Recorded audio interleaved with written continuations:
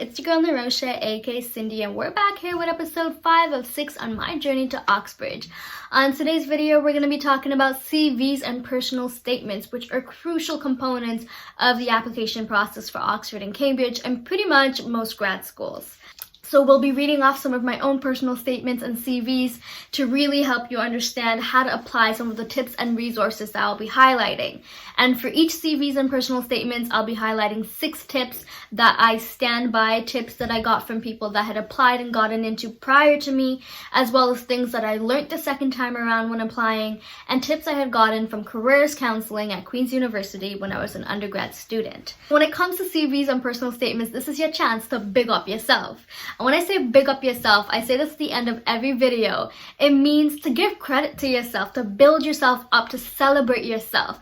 I know writing CVs and personal statements can be a little uncomfortable sometimes because you feel like you're bragging about yourself. It's hard to write about your achievements sometimes and to really put it in such a light where you are trying to make yourself the best candidate for the role. But this is your one and only chance to big up yourself. And this is where you're going to do it. In your CV, in your personal statements, your grades, your transcripts, your references are all there. But this is your personal chance to really show the school who you are and why you deserve to be there. So with CVs, we got 6 tips. Tip number 1, write in first person.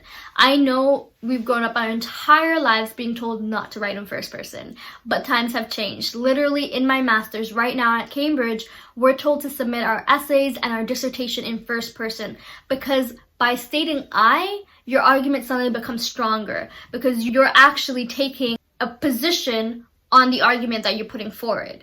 So you want to use first person. You want to personalize your CV and your personal statement so that people know that it's coming from you. You don't want people to read it and think that anybody could have submitted it. When I'm saying writing in first person, I also mean taking ownership of your achievements. So, and again, I know this can be hard to kind of write and big up yourself when you're writing, but even getting a friend to check over or a family member to check over and to help you do those changes so that you are taking ownership of your achievements, that is incredibly important. For an example, how I did it in my CV is saying, I established a partnership with YouReport to launch their first digital application prompted by a national survey on gender discrimination in the workplace. Another one, I am the first point of contact for the general public regarding any inquiries and support on all administrative and fundraising duties. Another one I put down was, as the sole student representative at the Ontario University's Employment Equity and Education Conference, I provided critical insight and facilitated conversations surrounding the experience of minority students.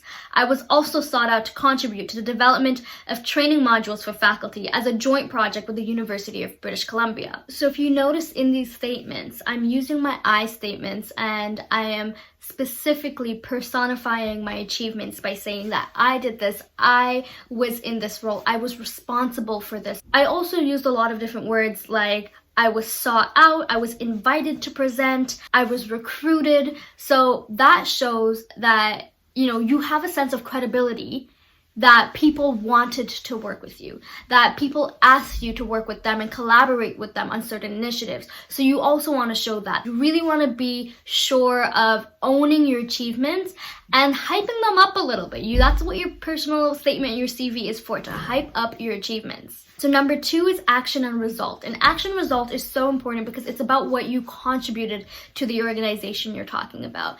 This is not just another job position that everybody that worked this role can write it the same way. It is what is it that you achieved in the job? What did you do specifically that you want to highlight about your contribution? So for one of them, I wrote, I developed project management skills and identified key stakeholders within the organization to present findings to while pitching potential narratives as marketing tools for the fall campaign. So I talked about what I did here, which was presenting my findings and potential narratives for the fall campaign, but I also talked about my impact and result, which is I developed project management skills. That's what came out of this position. So another way that I talked about my contributions was another role that I was describing where I said, under my leadership, we implemented the first high school mentorship program for African and Caribbean youth in Kingston, which was recognized for its success by the Limestone District School Board and the Deputy Mayor of Kingston. So again, saying under my leadership, as president of that organization at the time, this is the impact and achievement that we were able to do.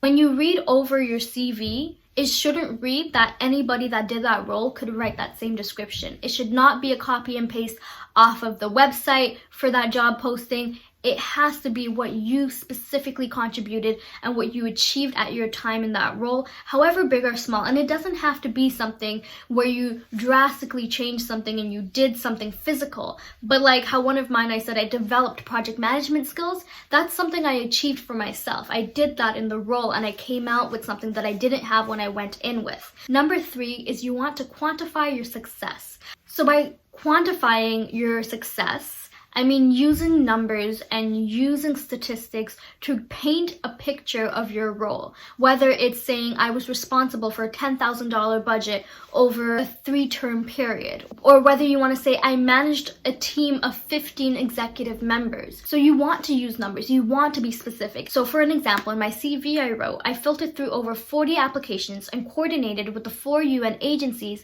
to identify placements for 10 girls with government officials, diplomats, and CEOs. I clearly put the numbers that I was working with, the impact that you can see that there were 10 girls that were impacted through this initiative, but I worked with over 40 applications to narrow it down. So it already says so much about it in that one sentence.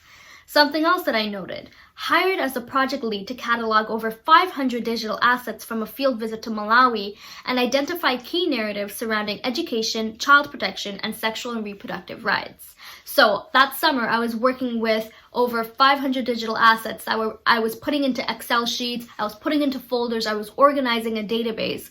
But to be specific and to show the amount of work I was doing in that time period was to emphasize the number 500 digital assets. Even if it's a small number, say you impacted 4 schools with a program you were running, or 10 students in a mentorship program, you want to quantify that and exactly note how many people you impacted, how much of an impact you made. This is quite important for people to get that visual image of what your role was and how you achieved it. Number 4, I got this advice and it really changed the game for me. I was told that a lot of these scholarships and schools look to see if you founded something, if you created something, you initiated something, if you were the first person to do something and contribute something to your school, to your community, to a field of study. That is very important on an application. And you want to use language like I founded, I initiated, I co-led, I co-created. You want to use that kind of terminology because that is something that assessors are actually looking out for. And on top of that is long-term consistency. If you were committed to one thing for a long-term period, that also looks very strong and good on your CV. So I was told that consistency and showing that you were able to grow with an organization and not just stay in the same role, but grow over the years in an organization, that is very powerful. So for me, it was the African and Caribbean Students Association. I joined in my first year of university as a dance team member. Then I went on to be community outreach officer. Then I went on to be vice president, and in my final year, I was president of the club. That is one thing that stayed consistent with me for my 4 years of my undergrad. That meant more than having like 25 different clubs on here. If you are thinking about applying to grad school and you're still in your undergrad and you're still, working on building up your application, stick with something. Find something that you enjoy, that you're good at, stick with it and grow with it. It's not the amount of extracurriculars and activities that you have, but it is the quality of time that you've spent in it and the quality of work you've done in it. For an example, for the African and Caribbean Students Association, what I wrote was, earned presidency due to my executive presence on Access since 2015 and the legacy I had sustained in restructuring the operational framework by introducing an education and advocacy-based approach, moving beyond just a cultural group.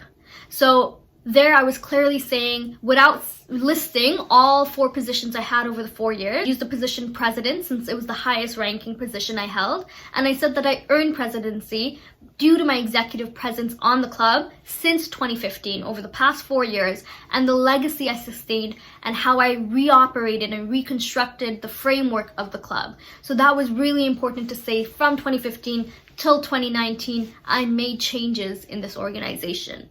For founded and created, again, it doesn't have to be you founded an entire club. Maybe you founded an initiative. Maybe you founded a campaign. Maybe it was something that you pushed forward for the first time. One of the things that I wrote was I co-created and delivered the first training on racial and ethnic discrimination to Orientation Week leaders, which has now become mandatory. So this could be something that you're doing in terms of an initiative that you're thinking about in the future, but co-founding, founding, creating something, putting something again into the community that wasn't there before, that you really spearheaded, is so important to highlight. Number 5 is to make sure your application is well-rounded. You want to include a little bit of everything. Again, when I went to my counseling session, they asked me questions. I noted that, I was a dance teacher for 2 years, was also on the dance team for 4 years, but I hadn't put any of that on my CV because I was trying to fit in all of my academic and work and professional experience. And she said, no, you need to cut out something and make sure you make space for your dance experience. And I was like, dance? Why would Cambridge and Oxford care about me teaching dance and being on a dance team? And they said that they look for well-rounded applicants. So if you got sports, music, dance, things that you may not think are valued at an academic institution, they may have nothing to do with the program you're applying to, you want to mention it because you want to make sure it's well-rounded. Number 6 is do not use the word volunteer experience as a heading. Do not use that to describe any of your experience, because there is this automatic connotation of volunteer experience being associated with unpaid work, and that being seen as devalued. For unpaid work is actually valuable experience, and you should be noting it as such. And I learned that again because I was told that, and I scratched out that section and I restructured my CV so that it said professional experience. And in professional experience, I had clubs that I was president of, that I was co-chair of. I had unpaid internships that I did. If you built skills that you would have built in the workplace and you could have gotten paid for the work that you were doing, then that is work experience. So in my CV, I had education, professional experience. This new section I added when I was applying to grad school was leadership engagement. And that's where I put stuff like I was a committee member for a planning group that I was sitting on. I was a student representative for a conference I went to. I was a youth ambassador for an organization. I also had other experience where I didn't list descriptions under, but I just listed the role, the company, and the date. So that was things like I was a poll supervisor at elections. I was a dance team member. I was a residence don. Then I had professional development where I put in training like child protection training, suicide prevention training, ethical research training, stuff like that. And then awards, which is the Dean's Honor List, Equity, Diversity, Inclusion Award. And under each award, I would put why it was awarded. So awarded to those that had a GPA of 80% and higher. So those are my top 6 tips when it comes to CVs. It has really helped me along this experience, and I really hope that it helps you as well. Okay, so moving on to personal statements. My first tip for personal statements is you want to have a good hook. You want to get the reader hooked at the start, and you want to end strong so that they remember. So if they forget everything in between, they're going to be excited when they're reading the first paragraph. They're going to be intrigued by it. And at the end, they're going to reflect and say, hey, this was a really good paper, even if they can't remember everything in between. So you got to start and finish strong. So with that being said, I'm going to read my first and last paragraph for my application for Oxford. So I started off with a quote, which I love to do. So I said, and because I was applying to the education program, transforming education is not easy, but the price of failure is more than we can afford, while the benefits of success are more than we can imagine. Ken Robinson. As I embark on my journey to postgraduate studies, I seek an environment that will allow me to question the norms, challenge the systems, and explore the unknown. I seek an environment in which I can thrive, learn, grow, and most importantly, create. For I seek to create new ways of understanding and to embrace untraditional forms of education through a decolonial approach. The institution that I believe can foster this environment is none other than the University of Oxford, or Cambridge.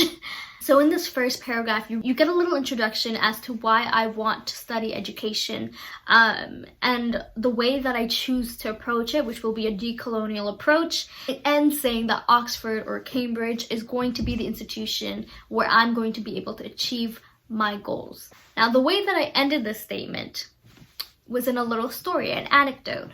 I once met an educator that asked his student, "Why do you matter?" And their response was, "I don't yet. That's why I'm trying so hard." This mindset is the reality of countless students. We are raised in a system that doesn't value the individual nor the unique identities and talents present. My vested interest in the education system lies in not just in decolonizing institutions and curriculum, but decolonizing the mind. I wish to pursue a career in which I can foster educational environments that are for and by people of marginalized backgrounds.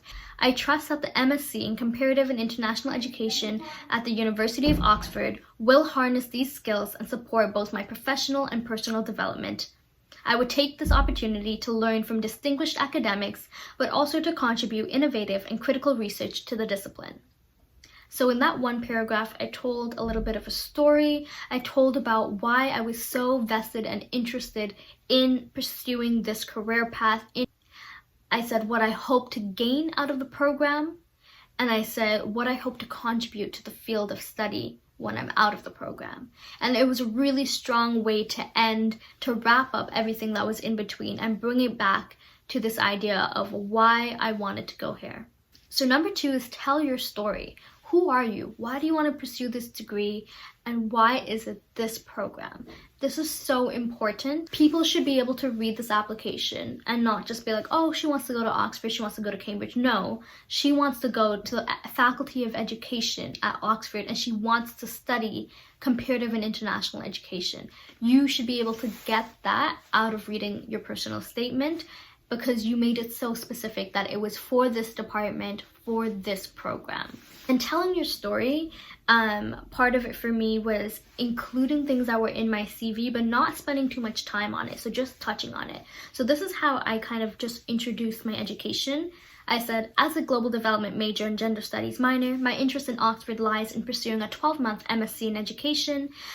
My commitment to the field of international development has been exemplified through my study abroad at the University of Havana, Cuba, my specialization in the International Law and Politics Field School in East Sussex, and most recently, my internship with the United Nations in Kosovo, whereas my passion for decolonizing education through policy and programming has been rooted in my undergraduate experience as a student activist. I just spent one paragraph talking about my personal experience because most of it's highlighted in the CV. Number 3, the biggest tip when it comes to personal statements, name drop faculty members. Name drop, and I'm not saying name drop every faculty member in the faculty. 1 or 2 is like sufficient because it is only a 2-page paper and you don't want all of your paper to be you writing about the faculty. Do your research of the faculty that you're applying to. Look at who you would potentially want to be a potential supervisor, somebody you want to learn from, a mentor. Based on their research, look at their research, see how it's relevant to what you want to potentially pursue, and include and incorporate that into your statement. It shows that you not only did your research and you know your stuff. Again, you're not just copy and pasting personal statements from school to school. You're writing to this specific department for a reason, but it also shows your interest in the faculty and that you value the minds and the research that are already there and that are developing, and you want to be a part of that incredible academic experience. For example, when I first applied to Oxford, when I applied for international development, I wrote, I could only hope to pursue my research under the supervision of Dr. Blank, a professor in international development who has done an extensive amount of research in child development, specifically surrounding resilience, education, and the experiences of children in conflict. Her work conducted regarding Tamil children in Sri Lanka and their relationship has truly piqued my interest in further researching the psychological and cultural impacts on children in conflict. I highlighted the professor that I wanted to learn under, because her research lined up quite well with what I wanted to research at the time. Number 4, course description. So just as much as you do your research on the faculty, do your research on the course. You should know that course description like the back of your hand. You should be able to know what the modules are, what kind of assignments are going to be asked of you. You really want to be fully aware of what you're applying to, and you want to show that in your personal statement. An example that I wrote in mine was, I anticipate a multidisciplinary and interdisciplinary program, which in turn stimulates an intellectually demanding environment that will allow me to analyze the subject area through social, economic, political, and cultural spheres. The word multidisciplinary, interdisciplinary, social, economic, political, and cultural was all in the course description on their website. I literally took what I was reading from the website and intertwined it into my personal statement. So you want to show that you know exactly what you're going to be learning and you are ready and excited to be learning about that. Number 5 is career path, and you want to be able to emphasize that you are going to do something beyond your master's, that this master's is a stepping stone to something that comes next. So one of the things that I mentioned in the career goals section of the Cambridge application was ensuring the standards of equity, diversity, and inclusion while incorporating cultural relativism. I hope to be able to influence educational policies and programs at the community, institutional, and governmental levels, whether it be working directly within an academic institution or educational board or the Ministry of Education. I aim to challenge the ways in which we learn, engage, and empower our students. So I may not know exactly the role that I want, I may not know exactly where I want my career to end up, but I have an idea of the impact and the kind of stakeholders that I want to work with. And to be able to note that and to say that there is a larger goal to this master's program is helping me get to that, is again a very strong aspect to have in your personal statement. And lastly, tip number 6 is, what are you going to contribute to the field of study? So you want to use your personal statement to outline your research area. And it is okay if you don't know exactly what it is that you want to pursue in your master's, but you must have a general idea of the themes and subject areas that you're interested in, that you're passionate about. And my biggest piece of advice is always write about what you're passionate about, because it will come through. If you get an interview, you might be asked about this and you need to be able to speak to that topic, even if it's not something that you've already researched. But because you have a vested interest in it, you should have a general knowledge and idea about what you are proposing. So for me, I noted that I would like to focus my research on the decolonization of education through culturally relative and responsive pedagogy. I seek to explore a student-centered approach that highlights unique cultural strengths and teaches tolerance through authentic conversations. Studying Dr. Gloria Ladson-Billings' theory of CRRP alongside my realm of experience in anti-racist and decolonial work within an academic institution provides a unique perspective that I am intrigued to develop at the postgraduate level. And this is again similar to what we said about the CV. What it is that you are bringing to the table that nobody else can bring. So I have this vested interest in cultural relevance and responsive education and pedagogy. I want to study this specific theory coined by this person, and I am bringing forward my anti-racist and decolonial work experience so that I can provide a unique perspective and develop myself at the graduate level. So this is something that was required for me for my personal statements, and my written task for Cambridge was noting what kind of literature and methodologies I would be engaging with in my research. So I said, as I begin to explore this field, I look to literature such as Culturally Responsive Pedagogy, Teaching Like Our Students' Lives Matter by Cheryl V. Taylor and Donna M. Sobel to help me understand how CRRP acts beyond an academic tool, but is de facto a catalyst for systemic change and individual agency. Again, I'm not making a commitment to say that I'm for sure going to read these, and these are for sure going to be incorporated in my thesis, but I'm saying I've done my research and I know the areas and the people in the fields of studies. Remember that your CV and your personal statement are your place to shine. It is your words, your chance to get creative, to tell your story, and to make sure that you are giving yourself an opportunity to really showcase who you are as a student, as a professional, as a community leader. So when it comes to personal statements, for me, I actually did not even mention that I was a low-income student, that I was a marginalized student, that I had gotten into Oxford the year before and I had turned it down. My personal statement was strictly about showcasing why I was ideal for this department, why I wanted to be a part of it, and what I wanted to bring to the table. And that was really important for me. So anyways, I hope this video has been helpful. And we got one more video of this series and I'm so excited to put that one out. We'll be talking about funding, finances. Thanks again for listening in. Lots of love, take care, and always big up yourself, especially in your CV and your personal statement.